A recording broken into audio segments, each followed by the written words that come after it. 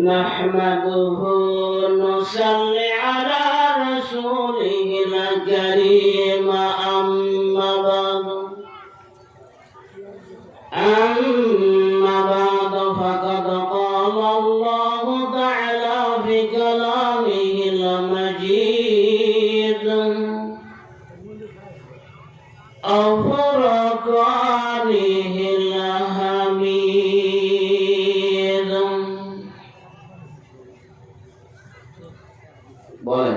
أعوذ بالله من الشيطان الرجيم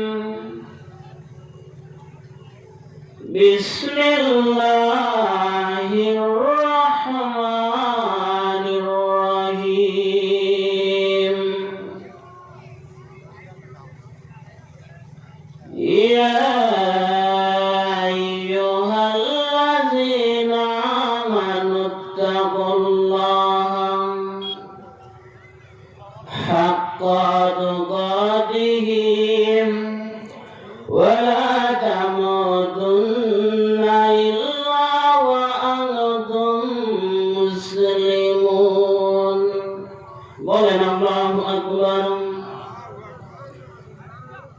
وقال الله تعالى في شأن حبيب لا يؤمن أحدكم حتى أكون أحب إليهم من ولده وولده والناس أجمعين إن الله وملائكته يصلون على النبي يا أيها الذين آمنوا صلوا عليه وسلموا تسليما সকলে বলেন اللهم صل على محمد وعلى آل محمد كما صليت على إبراهيم وعلى آل إبراهيم إنك حميد مجيد اللهم بارك على محمد وعلى آل محمد كما باركت على إبراهيم وعلى آل إبراهيم إنك حميد مجيد মহান আল্লাহর শুকরিয়া যে মহান রব্বুল আলামিন আপনাকে আমাকে দুনিয়াবি ব্যতিব্যস্ততা বিভিন্ন কর্ম থেকে ফারাক করে জান্নাতের বাগান খেত কোরআন সুন্নাহর মাহফিলে আসার তৌফিক দান করেছেন।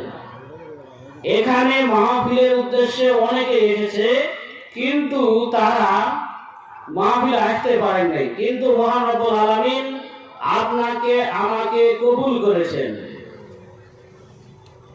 লিল্লাহি তাকবীর। দ্বিতীয় বক্তার আগমন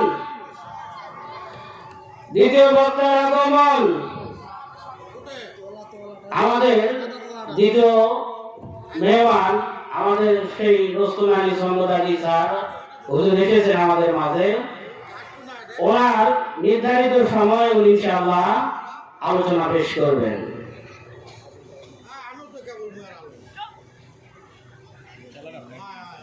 তো মহান রব্বুল আলামিন আপনাকে আমাকে এনেছেন, এই জন্য সেই মহান রাসূল এবং সেই মহান আল্লাহর জন্য বলি আলহামদুলিল্লাহ। মানবতার মুক্তির দূর যা রেখে যাওয়া আদর্শ আমরা যদি বাস্তবায়ন করতে পারতাম দুনিয়াতে সর্বশ্রেষ্ঠ জাতি ছিলাম, কিন্তু বর্তমান অবস্থায় নিকৃষ্ট জাতি। যদিও খাতা কর্মে আমরা শ্রেষ্ঠ, কিন্তু কর্মের দিক দিয়ে একেবারে নিকৃষ্ট পর্যায়ে পৌঁছেছি। কারণ আমরা আমাদের রসুলের আদর্শ ভুলে গেছি।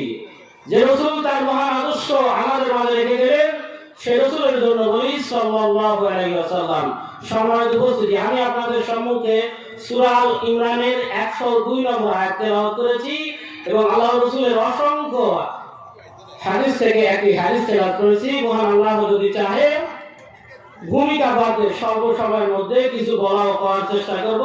ওয়া মা তাওফিকি ইল্লা বিল্লাহ। তো উপস্থিত ওলামায়ে কেরাম, আমাদের সামনে উপবিষ্ট গণ্যমান্য ব্যক্তিবর্গ, জাতির শ্রেষ্ঠ সন্তান, শিক্ষকবৃন্দ, জাতির বিবেক, সাংবাদিকবৃন্দ, আলোচনার সূচনা আবারও আপনাদেরকে দিলখোলা সালাম। আসসালামু আলাইকুম ওয়া রাহমাতুল্লাহি ওয়া বারাকাতুহু।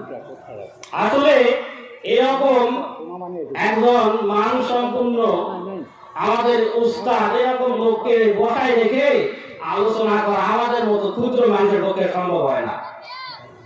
তো আমি যে আয়াতটি তেলাওয়াত করেছিলাম, এখানে বলা হয়েছে যে তোমরা পরিপূর্ণ মুসলিম না হয়ে মৃত্যুবরণ করে না। তো আমরা তো মুসলিম, আমরা মুসলিম না, আমরা বংশ পরম্পরায় মুসলিম, কিন্তু কর্মের দিক দিয়ে আমাদের মুসলিম হতে হারিয়ে গেছে। আমরা যদি সেই মুসলিমই থাকতে পারতাম, তাহলে আমরা যে সর্বশ্রেষ্ঠ জাতি, এই মালামালগুলো আছে পার্শ্ববর্তী, এই যে সামনে আমাদের, তো তারা আমাদেরকে আঙুল তুলে কথা বলতে পারতো না। কারণ আমাদের যারা পূর্বসূরি জাতি ছিল, তারা ছিল বীরের জাতি। তাদের কথা শুনলে ইহুদি, খ্রিস্টান, বাতিল যে দলগুলো ছিল, যে জাতি ছিল, থর থর করে তারা কাঁপতো। কিন্তু আমাদের কথা শুনলে তাদের অস্ত্র উঠায় যায়, যে আমাদের কাল্লা কিভাবে, আমাদের মাথা থেকে আপনার দেহ কিভাবে আলাদা করবে, এই পরিকল্পনা তারা করে। কারণ কি, আমরা তো সেই জায়গায় থাকতে পারি নাই। আমরা আমাদের রাসূলের আদর্শ ভুলে গেছি। কোরআন সুন্নাহ যেগুলো আমাদের কাছে রেখে গেছে, আল্লাহ রাসূল মুহাম্মদ সাল্লাল্লাহু আলাইহি ওয়াসাল্লাম মৃত্যুর সময় বললেন যে আমি তোমাদের মাঝে দুটি জিনিস রেখে যাচ্ছি, এক হচ্ছে কিতাবুল্লাহ, আল্লাহর কিতাব, দুই আমার সুন্নাহ। এগুলো যদি তোমরা পরিপূর্ণভাবে আঁকড়ে ধরো, তাহলে তোমরা বিচ্ছিন্ন হবে না, পথভ্রষ্ট হবে না। কিন্তু আমরা এগুলোকেই ছেড়ে দিয়েছি। এই জন্য তো কবি বলেন, হেলায় হেলায় কাজ নষ্ট রে, হেলায় হেলায় কাজ নষ্ট রে, পান বিড়িতে পয়সা নষ্ট, খাতক নষ্ট সুদে, কুসমাজে নারী নষ্ট, পুরুষ নষ্ট হাটে,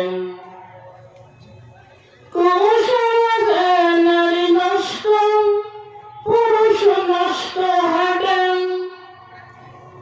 আর মাহফিলের উদ্দেশ্যে এসে আমরা ওই যে নিকৃষ্ট জায়গা বাজার, ওখানে সময় দিচ্ছি। এখানে 1% এখনো, এখান থেকে 2 থেকে 3% লোক ওখানে আছে। শুধু কে কার পিছে ঘুরবে, কে কোন বয়ফ্রেন্ডের সাথে ঘুরবে, কে কার গার্লফ্রেন্ডের ঘুরবে, এই কাজে আমরা ব্যস্ত। আরেক শ্রেণী এসেছে আত্মীয়র বাড়িতে কিভাবে পেট পূর্ণ করা যাবে। আমার কথায় মাইন্ড করে না, আমরা এসেছি আত্মীয় ধারাই করতে, যদিও উদ্দেশ্য হচ্ছে মাহফিল আসা, কিন্তু না করে অনেকেই এসেছে বাড়িতে, এসে খাওয়া দাওয়া করে না, কোনো আর ভালো লাগতো না বলে ওখানে এসে অনেকেই এসেছে ওই খাওয়া দাওয়া করে, না ভাই আর ভালো লাগতো না, ওখানে এসে দেখেন শুয়ে আছে। তাহলে এই মাহফিল করার উদ্দেশ্যই হচ্ছে আপনাদের মাঝে, আপনারা যারা আম মানুষ আছেন, আমার মতো অযোগ্য মানুষ আছেন, তাদের কাছে কোরআন সুন্নাহর বাণীগুলো পৌঁছে দেওয়া।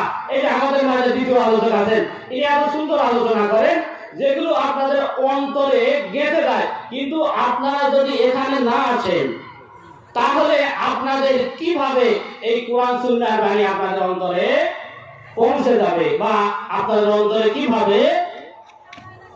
কিন্তু আমরা সেই পদগুলা লক্ষ লক্ষ টাকা, এখানে হাজার হাজার লক্ষ লক্ষ টাকা খরচ। এই খরচ করার কারণ কি? এখানে শুধু কি মাহফিল কমিটি লাভবান হবে আর বক্তা? আমাদের লাভ কি?